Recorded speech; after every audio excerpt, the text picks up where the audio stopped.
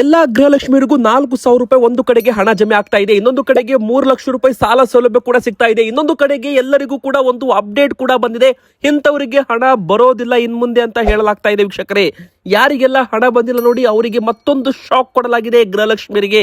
ಏನಂತ ವಿಡಿಯೋದಲ್ಲಿ ನೋಡೋಣ. ಇನ್ನು ಅನ್ನಭಾಗ್ಯ ಫಲಾನುಭವಿಗಳಿಗೂ ಕೂಡ ಭರ್ಜರಿ ಸಿಹಿ ಸುದ್ದಿ ಬರ್ತಾ ಇದೆ. ಒಂದಲ್ಲ ಎರಡು ದೊಡ್ಡ ಸಿಹಿ ಸುದ್ದಿ ಅಂತ ಹೇಳ್ಬಹುದು. ಒಂದು ಹೊಸ ನಿಯಮ ಕೂಡ ಬರ್ತಾ ಇದೆ. ಇವರಿಗೆ ಅಕ್ಕಿ ಕೂಡ ಸಿಗೋದಿಲ್ಲವಂತೆ ವೀಕ್ಷಕರೇ. ಇನ್ನು ದೆಹಲಿಯಲ್ಲಿ ಭಾರಿ ಒಂದು ಸ್ಫೋಟದಿಂದಾಗಿ ಹೈ ಅಲರ್ಟ್ ಅನ್ನ ಕೊಡಲಾಗಿದ್ದು, ಕರ್ನಾಟಕದಲ್ಲೂ ಕೂಡ ಹೈ ಅಲರ್ಟ್ ಆಗಿದೆ ವೀಕ್ಷಕರೇ. ಅಷ್ಟು ಮಾತ್ರವಲ್ಲದೆ ದೆಹಲಿ ಹತ್ತಿರ ಸ್ಫೋಟವಾಗಿದ್ದು ಇದು ಒಂದು ಭಯೋತ್ಪಾದಕರ ಕೃತ್ಯವಾಗಿರೋದ್ರಿಂದ ಅವರನ್ನ ಸುಮ್ಮನೆ ಬಿಡಲ್ಲ ಅಂತ ನರೇಂದ್ರ ಮೋದಿಜಿಯವರು ಹಾಗೂ ರಾಜನಾಥ್ ಸಿಂಗ್ ಅವರು ಕೂಡ ಈಗಾಗಲೇ ಒಂದು ಎಚ್ಚರಿಕೆಯ ಗಂಟೆಯನ್ನ ಇಲ್ಲ ಬಾರಿಸಿರುವಂತದ್ದು ವೀಕ್ಷಕರೇ. ಇದರ ಬಗ್ಗೆನೂ ಕೂಡ ದೊಡ್ಡ ಬ್ರೇಕಿಂಗ್ ನ್ಯೂಸ್ ಬರ್ತಾ ಇದೆ. ಇನ್ನೊಂದು ಕಡೆಗೆ SSP ಸ್ಕಾಲರ್ಶಿಪ್, ಹೌದು, ವಿದ್ಯಾರ್ಥಿಗಳಿಗೆ ಸಿಗಲಿದೆ 5,000 10,000 ಸ್ಕಾಲರ್ಶಿಪ್. ಯಾವ ತರ ಪಡ್ಕೋಬೇಕು, ಎಲ್ಲಿ ಅರ್ಜಿ ಹಾಕಬೇಕು, ಹೇಗೆ ಸಿಗುತ್ತೆ, ಎಲ್ಲ ವಿದ್ಯಾರ್ಥಿಗಳಿಗೂ ಕೂಡ ಒಂದು ಸಿಹಿ ಸುದ್ದಿ ಬರ್ತಾ ಇದೆ ವೀಕ್ಷಕರೇ. ಪ್ರೀ ಮ್ಯಾಟ್ರಿಕ್, ಪೋಸ್ಟ್ ಮ್ಯಾಟ್ರಿಕ್ ಎಲ್ಲ ಸ್ಕಾಲರ್ಶಿಪ್ ಬಗ್ಗೆ ಅಪ್ಡೇಟ್ ನೋಡೋಣ. ಇನ್ ಮುಂದೆ ಬೆಳ್ಳಿ ಅಡ ಇಟ್ಟು ಕೂಡ ನೀವು ಸಾಲವನ್ನ ಪಡೆದುಕೊಳ್ಳಬಹುದು ಅಂತ ಹೇಳಲಾಗ್ತಾ ಇದೆ. ಹೌದು ವೀಕ್ಷಕರೇ, ಮತ್ತೆ ಇಲ್ಲಿ ಬಂಗಾರದ ಸಾಲಕ್ಕೆ ಎಷ್ಟು ಮಾನ್ಯತೆ ಇರುತ್ತೆ, ಬೆಳ್ಳಿ ಸಾಲಕ್ಕೂ ಕೂಡ ಅಷ್ಟೇ ಮಾನ್ಯತೆಗಳನ್ನ ಕೊಡಲಾಗ್ತಾ ಇದೆ. RBI ಇಂದ ಒಂದು ಭರ್ಜರಿ ಸುದ್ದಿ. ಇನ್ನು ಬಂಗಾರದಲ್ಲಿ ಇನ್ವೆಸ್ಟ್ ಮಾಡುವವರು ಇಂತಹ ಬಂಗಾರವನ್ನ ಖರೀದಿ ಮಾಡಿದರೆ ನಿಮ್ಮ ಹಣ ಎಲ್ಲ ಕೂಡ ಮಾಯವಾಗುತ್ತೆ. ಹೌದು ವೀಕ್ಷಕರೇ, ಭಾರತದಲ್ಲಿ ಒಂದು ಭಾರಿ ಮೋಸದ ಜಾಲ ಪತ್ತೆಯಾಗಿದೆ. ಬಂಗಾರ ಖರೀದಿ ಮಾಡೋರು ಎಚ್ಚರ ಅಂತ ಇಲ್ಲಿ ಸೆಬಿ ಒಂದು ಎಚ್ಚರಿಕೆಯನ್ನ ಕೊಟ್ಟಿರುವಂತದ್ದು. ಸೊ ವಿಡಿಯೋನ ಕೊನೆ ತನಕ ನೋಡಿ. ಎಲ್ಲಾ ಗೃಹಲಕ್ಷ್ಮಿಯವರು ಮೊದಲು ಜೋರಾಗಿ ವಿಡಿಯೋಗೆ ಒಂದು ಲೈಕ್ ಬಟನ್ ಕ್ಲಿಕ್ ಮಾಡಿ. ಹಾಗೆ ಕಮೆಂಟ್ ಬಾಕ್ಸ್ ಅಲ್ಲಿ ಪ್ರತಿಯೊಬ್ಬರು ಗೃಹಲಕ್ಷ್ಮಿಯವರು ಕೂಡ ಕಮೆಂಟ್ ಅನ್ನ ಮಾಡಿ ಎಷ್ಟು ಕಂತು ನಿಮಗೆ ಹಣ ಬರಬೇಕು ಅಂತ. ಈಗಾಗಲೇ ಎಲ್ಲ ಒಂದು ಕಂತು ಕ್ಲಿಯರ್ ಆಗಿದೆ ಅಂತ ಸರ್ಕಾರದಿಂದ ಅಪ್ಡೇಟ್ ಬಂದಿದೆ. ನಿಮಗೆ ಎಷ್ಟು ಕಂತು ಬಾಕಿ ಇದೆ ಅಂತ ನೀವು ಕಮೆಂಟ್ ಮಾಡಿ. ಹೌದು ವೀಕ್ಷಕರೇ, ಇವತ್ತು ಗೃಹಲಕ್ಷ್ಮಿಯರಿಗೆ ಒಟ್ಟು 3 ದೊಡ್ಡ ಅಪ್ಡೇಟ್ ಇದೆ. ಒಂದೊಂದು ಅಪ್ಡೇಟ್ ನಿಮಗೆ ಹೇಳ್ತೀನಿ. ಸೊ ವಿಡಿಯೋನ ನೀವು ಕೊನೆ ತನಕ ಪೂರ್ತಿಯಾಗಿ ನೋಡ್ತಾ ಇರಿ, ಎಲ್ಲೂ ಕೂಡ ವಿಡಿಯೋನ ಸ್ಕಿಪ್ ಮಾಡಬೇಡಿ. ಹೌದು, ಗೃಹಲಕ್ಷ್ಮಿಯರಿಗೆ ಮೊದಲಿಗೆ ಬಂದಿರೋ ಸಿಹಿ ಸುದ್ದಿ ಏನಪ್ಪಾ ಅಂದ್ರೆ 4,000 ರೂಪಾಯಿ ಅಂದ್ರೆ ಜುಲೈ ಮತ್ತು ಆಗಸ್ಟ್ ತಿಂಗಳ ಹಣವನ್ನ ಜಮೆ ಮಾಡಲಾಗಿದೆ. ಯಾರಿಗೆಲ್ಲ ಹಣ ಬಂದಿದ್ದಿಲ್ಲ ನೋಡಿ, ಅವರಿಗೂ ಕೂಡ ಕ್ಲಿಯರ್ ಮಾಡಲಾಗಿದೆ ವೀಕ್ಷಕರೇ. ತಾಂತ್ರಿಕ ದೋಷಗಳಿಂದ ಕೆಲವು ಖಾತೆಗಳಿಗೆ ಜಮೆ ಆಗಿದ್ದಿಲ್ಲ, ಅವರಿಗೂ ಕೂಡ ಈಗ ಹಣವನ್ನ ಜಮೆ ಮಾಡಲಾಗಿದೆ. ಇನ್ನು ಎರಡನೇದಾಗಿ ಈಗ ಬಾಕಿ ಇರೋದು ಅಂದ್ರೆ ಕೇವಲ ಸೆಪ್ಟೆಂಬರ್ ಹಾಗೂ ಅಕ್ಟೋಬರ್ ತಿಂಗಳ ಗೃಹಲಕ್ಷ್ಮಿ ಯೋಜನೆ ಮಾತ್ರ. ಅಂದ್ರೆ 2 ಕಂತು 4,000 ರೂಪಾಯಿ ಮಾತ್ರ ಬಾಕಿ ಇದೆ. ಎಲ್ಲಾ ಕಂತು ಕೂಡ ಕ್ಲಿಯರ್ ಆಗಿದೆ. ಆಗಸ್ಟ್ ತಿಂಗಳವರೆಗೂ ಎಲ್ಲ ಕಂತು ಕೂಡ ಹಾಕಲಾಗಿದೆ ಅಂತ ಹೇಳಲಾಗಿದ್ದು, ನೀವು ಕೂಡ ಪ್ರತಿಯೊಬ್ಬರು ಗೃಹಲಕ್ಷ್ಮಿಯವರು ಕಮೆಂಟ್ ಮಾಡಿ ಇದು ಸರಿನಾ, ಎಸ್ ಆರ್ ನೋ ಎಂಬುದರ ಮೂಲಕ. ಇನ್ನು 3ನೇ ಸಿಹಿ ಸುದ್ದಿ ಏನಪ್ಪಾ ಅಂದ್ರೆ ಗೃಹಲಕ್ಷ್ಮಿಯರಿಗೆ 3 ಲಕ್ಷ ರೂಪಾಯಿ ಸಾಲ ಸೌಲಭ್ಯ ಕೂಡ ಕಡಿಮೆ ಬಡ್ಡಿ ದರದಲ್ಲಿ ಮಾಡಿಕೊಡಲಾಗುತ್ತೆ. ಹೌದು, ಇನ್ಮುಂದೆ ಮಹಿಳಾ ಸಬಲೀಕರಣಕ್ಕೆ ಮಹಿಳೆಯರು ಇನ್ಮುಂದೆ ಸಾಲಕ್ಕಾಗಿ ಬ್ಯಾಂಕುಗಳಿಗೆ ಅಲೆದಾಡೋದು ಬೇಕಾಗಿಲ್ಲ. ಇದಕ್ಕಂದ್ರೆ ರಾಜ್ಯ ಸರ್ಕಾರದಿಂದ ಗೃಹಲಕ್ಷ್ಮಿಯರಿಗೋಸ್ಕರವೇ ಈ ಒಂದು ಗೃಹಲಕ್ಷ್ಮಿ ವಿವಿಧೋದ್ದೇಶ ಸಹಕಾರ ಸಂಘವನ್ನ ಸ್ಥಾಪನೆ ಮಾಡಲಾಗ್ತಾ ಇದೆ. ಇದು ಗೃಹಲಕ್ಷ್ಮಿ ಸಹಕಾರಿ ಬ್ಯಾಂಕ್ ತರ ವರ್ಕ್ ಆಗುತ್ತೆ ಅಂತಾನೂ ಕೂಡ ಇಲ್ಲಿ ಹೇಳಲಾಗಿದ್ದು ವೀಕ್ಷಕರೇ, ಇದರಲ್ಲಿ ಒಟ್ಟು 3 ಲಕ್ಷ ರೂಪಾಯಿ ಸಾಲ ಕಡಿಮೆ ಬಡ್ಡಿ ದರದಲ್ಲಿ ಗೃಹಲಕ್ಷ್ಮಿ ಮಹಿಳೆಯರಿಗೆ ಮಾತ್ರ ಸಿಗಲಿದೆ. ಅಂದ್ರೆ ಎಲ್ಲಾ ಮಹಿಳೆಯರಿಗೂ ಸಿಗಲ್ಲ. ಇದು ಗೃಹಲಕ್ಷ್ಮಿ ಯೋಜನೆಯಡಿಯಲ್ಲಿ 2,000 ರೂಪಾಯಿ ಪಡೆದುಕೊಳ್ತಾ ಇದ್ದವರಿಗೆ ಮಾತ್ರ ಈ ಒಂದು ಯೋಜನೆಯಡಿಯಲ್ಲಿ ಗರಿಷ್ಠ 3 ಲಕ್ಷ ರೂಪಾಯಿ ಕಡಿಮೆ ಬಡ್ಡಿ ದರದಲ್ಲಿ ಸಾಲ ಸೌಲಭ್ಯವನ್ನ ಮಾಡಿಕೊಡಲಾಗುತ್ತೆ. ಇದಕ್ಕೆ BPL ಕಾರ್ಡು, APL ಕಾರ್ಡು ಅಂತ ಇಲ್ಲ. ಇಲ್ಲಿ ಗೃಹಲಕ್ಷ್ಮಿ ಯೋಜನೆ ಫಲಾನುಭವಿಗಳಿಗೆ ಇದರಿಗೆ ನೇರ ಒಂದು ಲಾಭ ಸಿಗಲಿದೆ. ಇನ್ನು ಎರಡನೇದಾಗಿ ರೇಷನ್ ಕಾರ್ಡ್ ಇದ್ದವ್ರಿಗೂ ಕೂಡ 2 ದೊಡ್ಡ ಬ್ರೇಕಿಂಗ್ ನ್ಯೂಸ್ ಆಗಿರೋದ್ರಿಂದ ಸೊ ವಿಡಿಯೋನ ನೀವು ಕಂಪ್ಲೀಟ್ ಆಗಿ ಕೊನೆ ತನಕ ನೋಡಿ. ಇಂದಿರಾ ಕಿಟ್ ನಲ್ಲಿ ಹೆಸರು ಕಾಳು ಕೊಡೋದಿಲ್ಲ. ಹೌದು ವೀಕ್ಷಕರೇ, ಇಂದಿರಾ ಕಿಟ್ ಅಂದ್ರೆ ನಿಮಗೆ ಗೊತ್ತಿರಬಹುದು. ಇನ್ ಮುಂದೆ ರಾಜ್ಯ ಸರ್ಕಾರದಿಂದ 10 kg ಅಕ್ಕಿ ಕೊಡೋದಿಲ್ಲ, ಕೇವಲ 5 kg ಅಕ್ಕಿ ಮಾತ್ರ ಕೊಡ್ತಾರೆ. 5 kg ಅಕ್ಕಿ ಬದಲಾಗಿ ಇಂದಿರಾ ಕಿಟ್ ಅನ್ನ ಕೊಡ್ತಾರೆ. ಈ ಒಂದು ಇಂದಿರಾ ಕಿಟ್ ನಲ್ಲಿ ಏನಿರುತ್ತೆ ಅಂದ್ರೆ 5 kg ಅಕ್ಕಿ ಬದಲಾಗಿ 5 ತರದ ಪದಾರ್ಥಗಳು ಇರುತ್ತೆ ಅಂತ ಹೇಳಲಾಗಿತ್ತು. ಅದರಲ್ಲಿ ಮೊದಲನೇದ್ದು ತೊಗರಿಬೇಳೆ, ಎರಡನೇದಾಗಿ 1 ಲೀಟರ್ ಅಡುಗೆ ಎಣ್ಣೆ, ಮೂರನೇದಾಗಿ ಉಪ್ಪು, ನಾಲ್ಕನೇದಾಗಿ ಸಕ್ಕರೆ, 5ನೇದಾಗಿ ಹೆಸರು ಕಾಳು. ಆದ್ರೆ ಈಗ ಹೆಸರು ಕಾಳು ಸಿಗ್ತಾ ಇಲ್ಲ ಎಂಬುದಕ್ಕೋಸ್ಕರ ಹೆಸರು ಕಾಳು ವಿತರಣೆಯನ್ನ ಕೈ ಬಿಡಲಾಗ್ತಾ ಇದೆ. ಹೆಸರು ಕಾಳು 1 kg ಬದಲಾಗಿ ಹೆಚ್ಚುವರಿ ತೊಗರಿ ಬೇಳೆಯನ್ನ ಕೊಡಲಾಗುತ್ತೆ ಅಂತ ಇಲ್ಲಿ ಸರ್ಕಾರದಿಂದ ಒಂದು ಬಿಗ್ ಬ್ರೇಕಿಂಗ್ ನ್ಯೂಸ್ ಇಲ್ಲಿ ಬಂದಿರುವಂತದ್ದು ವೀಕ್ಷಕರೇ. ಅಂದ್ರೆ ಇಂದಿರಾ ಕಿಟ್ ನಲ್ಲಿ 5 ಪದಾರ್ಥಗಳು ಅಲ್ಲ 4 ವಸ್ತುಗಳು ಫ್ರೀ ಆಗಿ ಸಿಗಲಿದೆ. ಇದಕ್ಕೋಸ್ಕರ ವೆಚ್ಚವಾಗುತ್ತಲ್ಲ, ಅದು ಕೂಡ ಸರ್ಕಾರವೇ ಭರಿಸಲಿದೆ ಅಂತಾನೂ ಕೂಡ ಹೇಳಲಾಗಿದೆ ವೀಕ್ಷಕರೇ. ಈಗ ಇಂದಿರಾ ಕಿಟ್ ಇಂದ ಸರ್ಕಾರಕ್ಕೆ ಎಷ್ಟು ವೆಚ್ಚವಾಗುತ್ತೆ ಅಂದ್ರೆ 422 ರೂಪಾಯಿ ಹೆಚ್ಚುವರಿ ಖರ್ಚು ಆಗಲಿದೆ. ಇಷ್ಟೆಲ್ಲ ವಸ್ತುಗಳನ್ನ ಸರ್ಕಾರ ಉಚಿತವಾಗಿ BPL ಕಾರ್ಡ್ ಹಾಗೂ ಅಂತ್ಯೋದಯ ಕಾರ್ಡ್ಗಳಿಗೆ ಕೊಡ್ತಾ ಇದೆ ವೀಕ್ಷಕರೇ. ಅಂದ್ರೆ ನಿಮ್ಮ ಕಾರ್ಡ್ ನಲ್ಲಿ ಎಷ್ಟು ಸದಸ್ಯರು ಇರ್ತಾರೆ ಅದರ ಮೇಲೆ ಇದನ್ನ ವಿತರಣೆ ಮಾಡಲಾಗುತ್ತೆ ಅಂತ ಮೊದಲೇ ಇಲ್ಲಿ ಹೇಳಲಾಗಿದೆ ವೀಕ್ಷಕರೇ. ಅಂದ್ರೆ ಉದಾಹರಣೆಗೆ ನಿಮ್ಮ ಒಂದು ಕಾರ್ಡ್ನಲ್ಲಿ 5ಕ್ಕಿಂತ ಹೆಚ್ಚು ಸದಸ್ಯರಿದ್ದರೆ 7.5 kgಯ ಕಿಟ್ ಅನ್ನ ಕೊಡಲಾಗುತ್ತೆ. ಅದೇ ತರ ನಿಮ್ಮ ಒಂದು ರೇಷನ್ ಕಾರ್ಡ್ ನಲ್ಲಿ ಇಲ್ಲಿ 2 ರಿಂದ 3 ಸದಸ್ಯರಿದ್ರೆ ಅಥವಾ 1 ರಿಂದ 2 ಸದಸ್ಯರಿದ್ರೆ ಅರ್ಧ kg, 2 ಅಥವಾ 3 ಸದಸ್ಯರಿಗಿಂತ ಜಾಸ್ತಿ ಇದ್ರೆ ಅಲ್ಲಿ 1 kg, ಈ ತರ 5ಕ್ಕಿಂತ ಹೆಚ್ಚು ಸದಸ್ಯರು ಇದ್ರೆ ಅಲ್ಲಿ 1.5 kg, ಈ ತರ ಒಂದು ವಿತರಣೆ ಮಾಡಲಾಗುತ್ತೆ ವೀಕ್ಷಕರೇ. ಇನ್ನು ಎರಡನೇ ಒಂದು ಸಿಹಿ ಸುದ್ದಿ ಏನಪ್ಪಾ ಅಂದ್ರೆ KYC ಮಾಡಿಸಿ ಮತ್ತೆ ಇಲ್ಲಿ ಅವಕಾಶವನ್ನ ಕೊಡಬಹುದು ಸರ್ಕಾರದಿಂದ ಅಂತಾನೂ ಕೂಡ ಹೇಳಲಾಗ್ತಾ ಇದೆ. ಈಗಾಗಲೇ 7 ಲಕ್ಷಕ್ಕೂ ಹೆಚ್ಚು ಜನರು ಒಂದು BPL ಕಾರ್ಡ್ಗೆ KYC ಮಾಡಿಸಿಲ್ವಂತೆ. ಸೊ ಅವರ ಕಾರ್ಡು BPL ಟು APL ಆಗ್ತಾ ಇದೆ. ಹೀಗಾಗಿ KYC ಮಾಡಿಸಲು ಅವಕಾಶವನ್ನ ಮಾಡಿಕೊಡಬಹುದು ಅಂತಾನೂ ಕೂಡ ಹೇಳಲಾಗ್ತಾ ಇದೆ. ತುಂಬಾ ಜನರಿಗೆ ಅನ್ನಭಾಗ್ಯ ಫಲಾನುಭವಿಗಳಿಗೆ ಬಡವರ ಕಾರ್ಡು ಕೂಡ APL ಕಾರ್ಡ್ ಆಗಿ ಕನ್ವರ್ಟ್ ಆಗ್ತಾ ಇದೆ.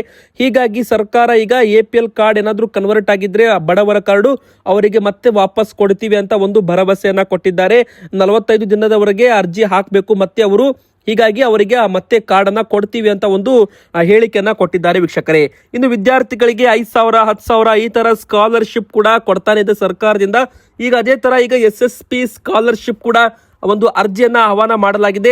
ಇದು ಸಮಾಜ ಕಲ್ಯಾಣ ಇಲಾಖೆ ವತಿಯಿಂದ ಮೆಟ್ರಿಕ್ ಪೂರ್ವ ಅಂದ್ರೆ SSLC ಮತ್ತು ಮೆಟ್ರಿಕ್ ನಂತರ PUC ಡಿಗ್ರಿ ವಿದ್ಯಾರ್ಥಿಗಳಿಗೆ ವಿದ್ಯಾರ್ಥಿ ವೇತನ ಮತ್ತು ಪ್ರೋತ್ಸಾಹಧನ ಕಾರ್ಯಕ್ರಮಗಳ ಅಡಿಯಲ್ಲಿ ಶೈಕ್ಷಣಿಕ ಸಾಲಿಗೆ ಪರಿಶಿಷ್ಟ ಜಾತಿಯ ವಿದ್ಯಾರ್ಥಿಗಳಿಗೆ ಮಾತ್ರ. ಹೌದು ವೀಕ್ಷಕರೇ, ಪರಿಶಿಷ್ಟ ಜಾತಿಯ ವಿದ್ಯಾರ್ಥಿಗಳಿಗೆ ಮೆಟ್ರಿಕ್ ಪೂರ್ವ, ಮೆಟ್ರಿಕ್ ನಂತರ ವಿದ್ಯಾರ್ಥಿ ವೇತನ ಹಾಗೂ ಪ್ರೋತ್ಸಾಹಧನಕ್ಕಾಗಿ ಅರ್ಜಿಯನ್ನ ಆಹ್ವಾನಿಸಲಾಗಿದೆ. ಸೂಚನೆಗಳು ಏನಪ್ಪಾ ಅಂದ್ರೆ ಯಾವೆಲ್ಲ ವಿದ್ಯಾರ್ಥಿಗಳು ಇದಕ್ಕೆ ಅರ್ಹರಾಗಿರ್ತಾರೆ ಅಂದ್ರೆ SSLC ವಿದ್ಯಾರ್ಥಿಗಳು, PUC ವಿದ್ಯಾರ್ಥಿಗಳು, ಪದವಿ ವಿದ್ಯಾರ್ಥಿಗಳು, ಸ್ನಾತಕೋತ್ತರ ಪದವಿಗಳಲ್ಲಿ ವ್ಯಾಸಂಗ ಮಾಡಿ ಪ್ರಥಮ ಬಾರಿಗೆ ಪ್ರಥಮ ಪ್ರಯತ್ನದಲ್ಲಿ ಪಾಸಾದ ಪರಿಶಿಷ್ಟ ಜಾತಿ ವಿದ್ಯಾರ್ಥಿಗಳು ಪ್ರೋತ್ಸಾಹಧನಕ್ಕಾಗಿ ಅರ್ಜಿ ಹಾಕಬಹುದು ಅಂತ ಇಲ್ಲಿ ಹೇಳಲಾಗಿದೆ.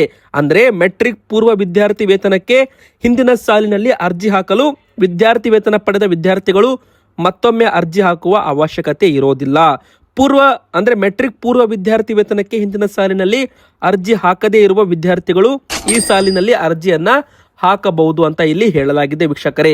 ವಿದ್ಯಾರ್ಥಿಗಳು ಕಡ್ಡಾಯವಾಗಿ ಮೊದಲು ಬಯೋಮೆಟ್ರಿಕ್ ಎಲೆಕ್ಟ್ರಾನಿಕ್ ದೃಢೀಕರಣ ಮತ್ತು NSP OTR ನೋಂದಣಿಯನ್ನ ಮತ್ತು ಆಧಾರ್ ಕಾರ್ಡ್ಗೆ ಬ್ಯಾಂಕ್ ಸೀಡಿಂಗ್ ಅನ್ನ ಮಾಡಿಸಿಕೊಂಡಿರಬೇಕು ಅಂತ ಇಲ್ಲಿ ಹೇಳಲಾಗಿದೆ. ಬ್ಯಾಂಕ್ ಖಾತೆಗೆ ಆಧಾರ್ ಕಾರ್ಡ್ ಲಿಂಕ್ ಇದ್ದ ವಿದ್ಯಾರ್ಥಿಗಳಿಗೆ ಮಾತ್ರ ಸ್ಕಾಲರ್ಶಿಪ್ ಜಮೆ ಆಗಲಿದೆ. 5,000, 3,000 ಈ ತರ ಇರುತ್ತೆ. ನೆಕ್ಸ್ಟ್ ವಿಡಿಯೋದಲ್ಲಿ ಇದರ ಬಗ್ಗೆ ಅಪ್ಡೇಟ್ ನಿಮಗೆ ಕೊಡಲಿದ್ದೇವೆ. ಇನ್ನು ದೆಹಲಿಯಲ್ಲಿ ಒಂದು ಭಾರಿ ಒಂದು ಸ್ಫೋಟವಾಗಿದ್ದು ನಗರದಾದ್ಯಂತ ಹೈ ಅಲರ್ಟ್ ಅನ್ನ ಕೊಡಲಾಗಿದೆ. ಹೌದು, ನಮ್ಮ ಒಂದು ಭಾರತ ದೇಶದ ಕ್ಯಾಪಿಟಲ್ ಸಿಟಿ ದೆಹಲಿಯಲ್ಲಿ ಕೆಂಪು ಕೋಟೆ ಬಳಿಯೇ ಭೀಕರ ಸ್ಫೋಟ ಸಂಭವಿಸಿದೆ. ಇದು ಉಗ್ರರ ಕೃತ್ಯ ಅಂತಲೂ ಕೂಡ ಹೇಳಲಾಗ್ತಾ ಇದೆ. ಹಲವಾರು ಮೃತಪಟ್ಟಿರುವರು ಹಿನ್ನೆಲೆ ನಗರದಂತ ತೀವ್ರ ಕಟ್ಟೆಚ್ಚರ ವಹಿಸುವಂತೆ ನಗರ ಪೊಲೀಸ್ ಆಯುಕ್ತರು ಸೀಮಂತ್ ಕುಮಾರ್ ಅವರು ಕೂಡ ಸೂಚನೆ ಕೊಟ್ಟಿದ್ದಾರೆ. ಹೌದು, ದೆಹಲಿ ಸ್ಫೋಟ ಹಿನ್ನೆಲೆ ನಗರದಲ್ಲಿ ಪೊಲೀಸರಿಗೆ ಹೈ ಅಲರ್ಟ್ ಇರುವಂತೆ ಸೂಚನೆ ಕೊಡಲಾಗಿದೆ. ಅನುಮಾನಾಸ್ಪದ ವ್ಯಕ್ತಿ ಸ್ಥಳಗಳ ಮೇಲೆ ನಿಗಾ ಇಡುವಂತೆ, ಲಾಡ್ಜ್ ನಲ್ಲಿ ತಂಗಿರುವ ಹೊರ ರಾಜ್ಯದವರ ಮೇಲೆ ನಿಗಾ ವಹಿಸುವಂತೆ ಸೂಚನೆಯನ್ನ ಕೊಡಲಾಗಿದೆ ವೀಕ್ಷಕರೇ. ಮತ್ತೆ ಇದಕ್ಕೆ ರಾಜನಾಥ್ ಸಿಂಗ್ ಅವರು ಕೂಡ ಒಂದು ಹೇಳಿಕೆಯನ್ನು ಕೊಟ್ಟಿದ್ದಾರೆ. ಯಾರನ್ನು ಕೂಡ ಸುಮ್ಮನೆ ಬಿಡೋದಿಲ್ಲ. ಹೌದು, ಭಾರತದ ಮೇಲೆ ದಾಳಿ ಮಾಡಿದವರನ್ನ ವಾಪಸ್ ಸುಮ್ಮನೆ ಬಿಡೋದಿಲ್ಲ. ಮತ್ತೆ ಆಪರೇಷನ್ ಸಿಂಧೂರ ಶುರುವಾಗಲಿದೆ ಅಂತೆ ವೀಕ್ಷಕರೇ. ಹೌದು, ನಮ್ಮ ರಾಷ್ಟ್ರ ರಾಜಧಾನಿ ದೆಹಲಿಯಲ್ಲಿ ನಡೆದ ಕಾರ್ ಸ್ಫೋಟ ಪ್ರಕರಣವನ್ನ ಭಾರತ ಭಯೋತ್ಪಾದಕ ಕೃತ್ಯ ಎಂದು ಪರಿಗಣಿಸಲಾಗುತ್ತೆ ಅಂತ ಸರ್ಕಾರ ಅಧಿಕೃತ ಮೂಲಗಳು ಸ್ಪಷ್ಟವಾಗಿ ಹೇಳಿದೆ. ಹೀಗಾಗಿ ಭಾರತದ ನೆಲದಲ್ಲಿ ಯಾವುದೇ ಭಯೋತ್ಪಾದಕ ಕೃತ್ಯವನ್ನ ಯುದ್ಧ ಕೃತ್ಯವೆಂದು ಆಕ್ಟ್ ಆಫ್ ವಾರ್ ಪರಿಗಣ ಮಾಡಲಾಗ್ತಾ ಇದೆ ಅಂತ ಇಲ್ಲಿ ಪುನರುಚ್ಚಾರ ಮಾಡಲಾಗಿದೆ. 2024 ಏಪ್ರಿಲ್ 21 ಕಾಶ್ಮೀರದ ಪಹಲ್ಗಾಮ್ ಉಗ್ರ ಕೃತ್ಯದ ನಂತರ ಭಾರತ ಭಯೋತ್ಪಾದನೆಗೆ ಅದರದ್ದೇ ಭಾಷೆಯಲ್ಲಿ ಉತ್ತರವನ್ನ ನೀಡುವ ಸಂಕಲ್ಪ ಮಾಡಿದ್ದು ಇದೀಗ ಅದರ ಮುಂದುವರೆದ ಭಾಗ ಎಂಬಂತೆ ಆಪರೇಷನ್ ಸಿಂಧೂರ್ 2.0 ಮತ್ತೆ ಆರಂಭವಾಗಲಿದೆ ಎಂಬುವ ಒಂದು ಸಂದೇಶ ಕೂಡ ರವಾನಿಸಲಾಗಿದೆ ಅಂತೆ. ಈ ಬಗ್ಗೆ ಪ್ರತಿಕ್ರಿಯೆ ಕೊಟ್ಟಿದ್ದಾರೆ ರಕ್ಷಣಾ ಸಚಿವರು ರಾಜನಾಥ್ ಸಿಂಗ್ ಅವರು. ಈ ಘಟನೆ ಕುರಿತು ಭಾರತದ ಪ್ರಮುಖ ತನಿಖಾ ಸಂಸ್ಥೆಗಳು ತ್ವರಿತ ತನಿಖೆಯನ್ನ ಮಾಡ್ತಾ ಇದ್ದಾವೆ. ಶೀಘ್ರದಲ್ಲೇ ಬಹಿರಂಗವಾಗುತ್ತೆ. ಈ ಘಟನೆಗೆ ನಾವು ತಕ್ಕ ನ್ಯಾಯ ಒದಗಿಸಿಕೊಡ್ತೇವೆ ಎಂದು ಪ್ರತಿಜ್ಞೆ ಮಾಡಿದ್ದಾರೆ. ಈ ದುರಂತಕ್ಕೆ ಕಾರಣರಾದವರನ್ನ ನ್ಯಾಯದ ಕಟ್ಟೆಗೆ ತರಲಾಗುವುದು. ಯಾರೊಬ್ಬರನ್ನು ಬಿಡುವ ಮಾತೇ ಇಲ್ಲ ಅಂತ ಗುಡುಗಿದ್ದಾರೆ ವೀಕ್ಷಕರೇ. ಬನ್ನಿ, ಈಗ ಮತ್ತೊಂದು ಬಿಗ್ ಬ್ರೇಕಿಂಗ್ ನ್ಯೂಸ್ ಬರ್ತಾ ಇದೆ. ಬೆಳ್ಳಿ ದರ ಮತ್ತೆ ಇಲ್ಲಿ ಏರಿಕೆ ಆಗ್ತಾ ಇದೆ. ಎದಕ್ಕಂದ್ರೆ ಬೆಳ್ಳಿ ರಿಲೇಟೆಡ್ ಒಂದು ಸುದ್ದಿ ವೈರಲ್ ಆಗ್ತಾ ಇದೆ. ಇದರ ಬೆನ್ನಲ್ಲೇ ಬೆಳ್ಳಿಗೆ ಭಾರಿ ಡಿಮ್ಯಾಂಡ್ ಬಂದಿದೆ. ಹೌದು ವೀಕ್ಷಕರೇ, ಮುಂದಿನ ಬರೋ ದಿನಗಳಲ್ಲಿ ಬೆಳ್ಳಿ ಮತ್ತಷ್ಟು ಏರಿಕೆ ಆಗ್ಬಹುದು. ಎದಕ್ಕಂದ್ರೆ ಇನ್ ಮುಂದೆ ಬಂಗಾರ ಮಾತ್ರ ಅಲ್ಲ, ಬೆಳ್ಳಿ ಕೂಡ ನೀವು ಬ್ಯಾಂಕ್ ನಲ್ಲಿ ಅಡ ಇಟ್ಟು ಸಾಲವನ್ನ ಪಡೆದುಕೊಳ್ಳಬಹುದು ಅಂತೆ. ಹೌದು, ತುಂಬಾ ಜನರ ಮನೆಯಲ್ಲಿ ಬೆಳ್ಳಿ ಇರುತ್ತೆ. ಆದ್ರೆ ಬ್ಯಾಂಕ್ ನಲ್ಲಿ ಕೇವಲ ಬಂಗಾರ ತಗೊಂಡ್ರೆ ಮಾತ್ರ ಸಾಲವನ್ನ ಕೊಡ್ತಾರೆ, ಬೆಳ್ಳಿಗೆ ಯಾರು ಕೂಡ ಸಾಲವನ್ನ ಕೊಡೋದಿಲ್ಲ. ಈಗ ಬ್ಯಾಂಕ್ಗಳಲ್ಲಿ ಚಿನ್ನ ಅಡ ಇಟ್ಟುಕೊಂಡು ಸಾಲ ನೀಡುವ ವ್ಯವಸ್ಥೆಯನ್ನ ಬೆಳ್ಳಿಗೂ ಕೂಡ RBI ವಿಸ್ತರಣೆ ಮಾಡಲು ಮುಂದಾಗಿದೆ. ಅಲ್ಲದೆ ಚಿನ್ನ ಮತ್ತು ಬೆಳ್ಳಿ ಸಾಲ ಮತ್ತು ಮರುಪಾವತಿಗೆ ಗಡುವು ವಿಧಿಸಿ ಹೊಸ ಮಾರ್ಗಸೂಚಿ ಪ್ರಕಟಿಸಿದ್ದು 2026ರ ಹೊಸ ವರ್ಷ ಏಪ್ರಿಲ್ 1ರಿಂದ ಈ ಒಂದು ಹೊಸ ಯೋಜನೆ ಜಾರಿಗೆ ಬರಲಿದೆ. ಅಂದ್ರೆ RBI ಸುತ್ತೋಲೆ ಪ್ರಕಾರ ಅಡವಿಡುವ ಚಿನ್ನದ ಪ್ರಮಾಣ 1 kg ಮೀರಬಾರದು, ಬೆಳ್ಳಿ 10 kg ಮೀರುವಂತಿಲ್ಲ ಅಂತ ಇಲ್ಲಿ ಒಂದು ರೂಲ್ಸ್ ಇದೆ. ಬೆಳ್ಳಿ ಅಡವಿಟ್ಟು ಸಾಲವನ್ನ ಪಡೆದುಕೊಳ್ಳಬಹುದು. ಬಂಗಾರ ಅಡ ಇಟ್ಟು ಯಾವ ತರ ಸಾಲ ಪಡ್ಕೊಂತೀರ ನೋಡಿ, ಗೋಲ್ಡ್ ಲೋನ್, ಅದೇ ತರ ನೀವು ಸಿಲ್ವರ್ ಲೋನ್ ಕೂಡ ಪಡೆದುಕೊಳ್ಳಬಹುದು.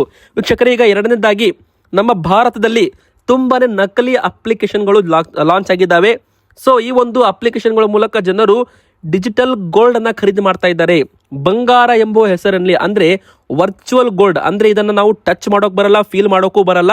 ಇದು ಒಂದು ತರ ಸ್ಕ್ಯಾಮ್ ಅಂತ ಇಲ್ಲಿ ಒಂದು ಸೆಬಿ ಹೇಳಿರುವಂತದ್ದು ವೀಕ್ಷಕರೇ. ಅಂದ್ರೆ ಎಲೆಕ್ಟ್ರಾನಿಕ್ ಗೋಲ್ಡ್ ಅಥವಾ ಡಿಜಿಟಲ್ ಗೋಲ್ಡ್ ನಲ್ಲಿ ಹೂಡಿಕೆ ಮಾಡಬೇಡಿ ಅಂತ ಇಲ್ಲಿ ಸೆಬಿ ಎಚ್ಚರಿಕೆ ಕೊಟ್ಟಿದೆ.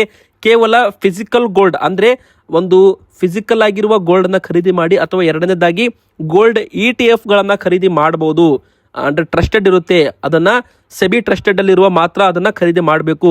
ನಕಲಿ ಅಪ್ಲಿಕೇಶನ್ ಡೌನ್ಲೋಡ್ ಮಾಡಿಬಿಟ್ಟು ನೀವು ಅದರಲ್ಲಿ ಫೋನ್ ಪೇ, ಗೂಗಲ್ ಪೇ ಮೂಲಕ ಬಂಡವಾಳವನ್ನ ಇನ್ವೆಸ್ಟ್ ಮಾಡಬೇಡಿ ಅಂತ ಒಂದು ಸೆಬಿ ಎಚ್ಚರಿಕೆ ಕೊಟ್ಟಿದೆ. ಇವತ್ತಿಗೆ ಇಷ್ಟ ಆಗಿತ್ತು. ವಿಡಿಯೋ ಇಷ್ಟ ಆದ್ರೆ ವಿಡಿಯೋಗೆ ಲೈಕ್ ಮಾಡಿ, ನಿಮ್ಮ ಮನಸ್ಸಿಗೆ ಕಮೆಂಟ್ ಮಾಡಿ, ನಮ್ಮ ಚಾನಲ್ಗೆ ಸಬ್ಸ್ಕ್ರೈಬ್ ಆಗಿ.